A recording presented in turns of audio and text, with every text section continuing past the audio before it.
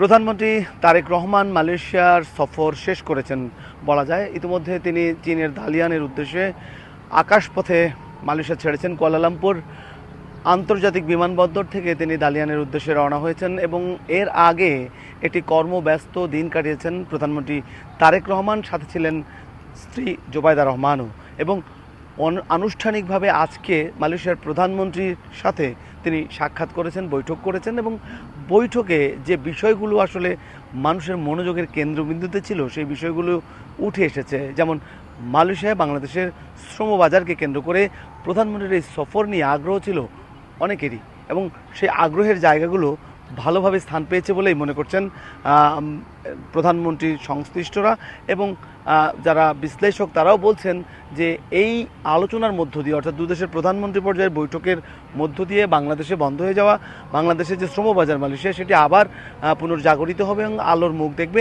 পাশাপাশি এখানে যে যারা বিভিন্ন সময় কাজ করতে আসেন তারা যে সংকট ও সমস্যার মধ্যে পড়েন সেই সমস্যাগুলোও অ্যাড্রেস করা হয়েছে এবং সেই সমস্যাগুলো এর মধ্য দিয়ে নিরসন হবে বলে তারা মনে করছেন।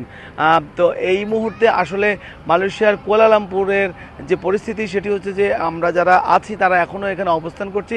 আমরাও প্রধানমন্ত্রীর সাথে চীনের উদ্দেশ্যে রওনা করব কিছুক্ষণের মধ্যেই। কিন্তু আজকে সারাদিন যে কর্মব্যস্ত দিন ছিল সেই কর্মব্যস্ত দিনের মধ্য দিয়ে দেখা গেছে যে প্রধানমন্ত্রী তারেক রহমান সস্ত্রীক যখন পুত্রজায়ায় প্রধানমন্ত্রী ভবনে গেছেন তখন তাকে কিন্তু উষ্ণ অভ্যর্থনা জানানো হয়েছে, সেখানে বৈঠক করেছেন এবং সেই বৈঠকে তার স্ত্রী ডক্টর জুবাইদুর রহমান যেমন ছিলেন, মালয়েশিয়ার প্রধানমন্ত্রীর স্ত্রীও সেই সঙ্গে ছিলেন এবং তাদেরকে লাল গালিচা সংবর্ধনা, সেখানে মধ্যাহ্ন ভোজনে অংশ নিয়েছেন এবং মধ্যাহ্ন ভোজনের পরে সেই জায়গাটি থেকে তারা সেখানে তাদের জন্য সাংস্কৃতিক অনুষ্ঠান আয়োজন করা হয়েছে, যেগুলো উপভোগ করেছেন প্রধানমন্ত্রী তারেক রহমান সস্ত্রীক। এবং সেই উপভোগের মালয়েশিয়ান যে সংস্কৃতি, সঙ্গীত এবং নৃত্যকলা উপস্থাপন করা হয়েছে এবং সেগুলো তুলে ধরা হয়েছে। পাশাপাশি আরও কিছু বিষয়, যে বাণিজ্য চুক্তি, যে কথা বলা হচ্ছে যে বাণিজ্য চুক্তি, সেই বাণিজ্য চুক্তি স্বাক্ষর করার জন্য দুদেশের প্রধানমন্ত্রী পর্যায়ের বৈঠকে এবং দুদেশ সম্মত হয়েছে।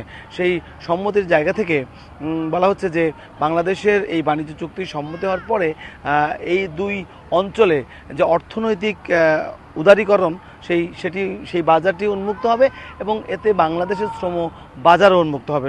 তথাপি এরপরে প্রধানমন্ত্রী যাচ্ছেন চীনের দালিয়ানে তিনি থাকবেন এবং সেই দালিয়ানে অংশগ্রহণ করার পরে সেখানে চীনের বেইজিংয়ে তিনি যাবেন। বাংলাদেশ এবং চীনের মধ্যকার বিভিন্ন ইস্যু নিয়ে আলোচনা। এর আগে আপনাদেরকে একটু জানিয়ে রাখি যে প্রধানমন্ত্রী উপদেষ্টা ডক্টর মাহাদি আমিন একটি সংবাদ সম্মেলন হয়েছে বাংলাদেশ এবং মালয়েশিয়া। এর মধ্য দিয়ে দ্বিপাক্ষিক সম্পর্ককে নতুন উচ্চতায় নিয়ে যেতে দৃঢ় অঙ্গীকার ব্যক্ত করেছেন এবং আর বলেছেন পারস্পরিক স্বার্থকে প্রাধান্য দিতে বাণিজ্য বিনিয়োগ চুক্তি, বাণিজ্য বিনিয়োগ বৃদ্ধি করে অর্থনৈতিক সহযোগিতা আরও কীভাবে শক্তিশালী করা যাবে সে বিষয়ে দুই রাষ্ট্রনায়ক আলোচনা করেন। এবং তিনি জানান যে বৈঠকে কৃত্রিম বুদ্ধিমত্তা, এআই, ডিজিটাল অর্থনীতি, সাইবার নিরাপত্তা, আধুনিক প্রযুক্তি যাতে সহযোগিতা বাড়ানোর বিষয়ে গুরুত্ব আরোপ করেন এবং পাশাপাশি বাংলাদেশের তথ্য প্রযুক্তি খাতে বিশেষ করে প্রযুক্তি পার্ক ও অর্থনৈতিক অঞ্চলে মালয়েশিয়ার বিনিয়োগ বৃদ্ধির বিষয়ে গুরুত্ব আরোপ করা হয়। তো এখন দেখা যাচ্ছে যে মালয়েশিয়ার বর্তমানে প্রায় শিক্ষার্থী অধ্যয়ন করছে যারা উচ্চশিক্ষার জন্য এখানে আসেন। বাংলাদেশ এবং মালয়েশিয়ার আর্থসামাজিক উন্নয়নে তাদের ইতিবাচক অবদানকে উভয় দেশ স্বীকৃতি দেয়, এগুলো আলোচনার স্থান পেয়েছে। দুই দেশের সরকার প্রধান শিক্ষাক্ষেত্রে সহযোগিতা, বিশেষ করে বিশ্ববিদ্যালয়গুলোর মধ্যে অংশীদারিত্ব, যৌথ গবেষণা এবং কারিগরি ও দক্ষতা ভিত্তিক শিক্ষা সম্প্রসারণে একমত পোষণ করেছেন। তো এই আলোচনাগুলো আসলে দিনভরে আজকে অনুষ্ঠিত হয়েছে এবং সেই জায়গাটিতে আমরা দেখেছি যে উভয় রাষ্ট্রের মধ্যে যে পারস্পরিক সম্পর্ক বিগত সময়ে ছিল সেই সম্পর্কগুলো বিশেষ করে প্রধানমন্ত্রী বেগম খালেদা জিয়া এবং শহীদ প্রেসিডেন্ট জিয়াউর রহমানের সময়ে মালয়েশিয়ার সাথে বাংলাদেশের যে শ্রমবাজার কেন্দ্রিক এবং অর্থনৈতিক এবং এই অঞ্চলের শান্তি সমৃদ্ধি বৃদ্ধিতে যে সম্পর্কগুলো ছিল সে বিষয়গুলোতেও আসলে নতুন করে একটা সূচনা হলো, সেই বিষয়গুলো আবার একটু শানিত হলো। তাই প্রধানমন্ত্রী হিসেবে তারেক রহমানের এই প্রথম সফর, একটি 18 ঘন্টার মালয়েশিয়া সফরের এই সময়গুলো ইতিবাচক, অর্থাৎ দুদেশের জন্য একটি ইতিবাচক দুয়ার খুলে দিচ্ছে বলেই মনে করা হচ্ছে।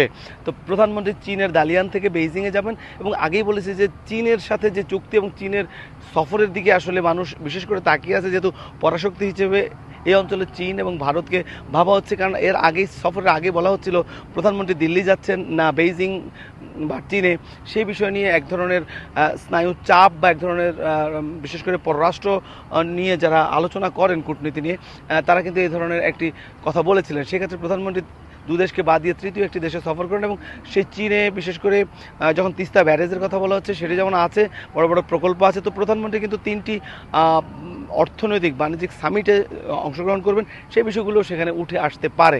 তো আমরা এরপরে আপনাদেরকে চীন থেকে প্রধানমন্ত্রীর সফর সম্পর্কে জানাবো। আজ কিছুক্ষণ পরে আমরা প্রধানমন্ত্রীর সাথে সফরসঙ্গী হিসেবে রওনা করব চীনের উদ্দেশ্যে। সেখান থেকে হয়তো সবশেষ চীনের বাংলাদেশের প্রধানমন্ত্রীর সফরকে কেন্দ্র করে কি কি থাকছে সেই বিষয়গুলো নিশ্চয়ই আপনাদেরকে জানিয়ে দেওয়ার চেষ্টা করব। মালয়েশিয়ার কুয়ালালামপুর থেকে আপনাদের শেষ করতে চাই এখন আমি হাসান মাহমুদ, NTV।